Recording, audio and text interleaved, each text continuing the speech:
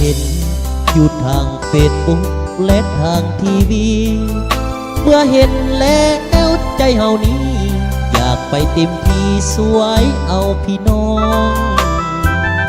ดังที่ได้เห็น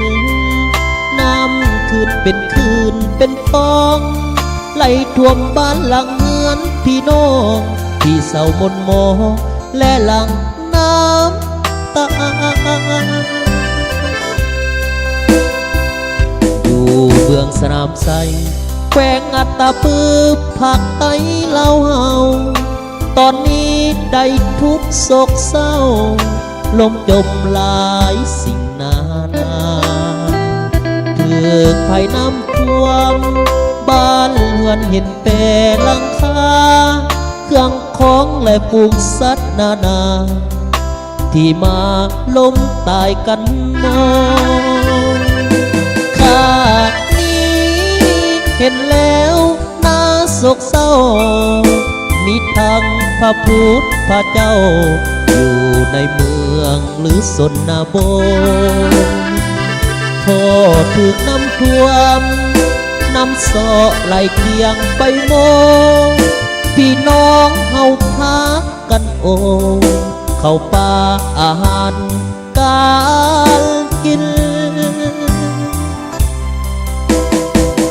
ข้าขอกราบวอนเจ้าแม่คงคาผู้ศักดิ์สิทธิ์จงสวยละมีปกป้อง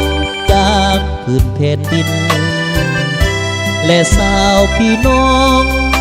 ทั้งเมืองจงได้อยู่กินให้นำนั้น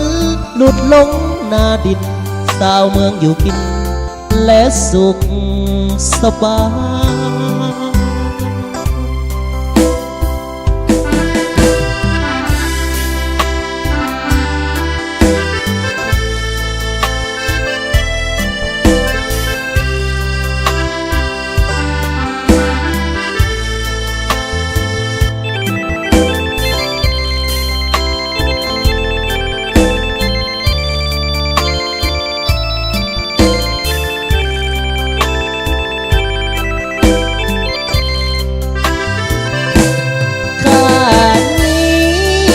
เห็นแล้วน่าโศกเศร้า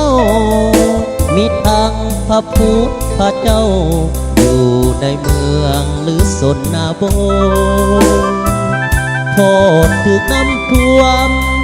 น้ำสอไหลเคียงไปโมพี่น้องเฮาพากันโอเข้าป่าอาหารการกินข้าโคกาบอนเจ้าแม่คงคาผู้ศักดิ์สิทธิ์จงสวยละมีปกป้องจากพื้นแผ่นดิน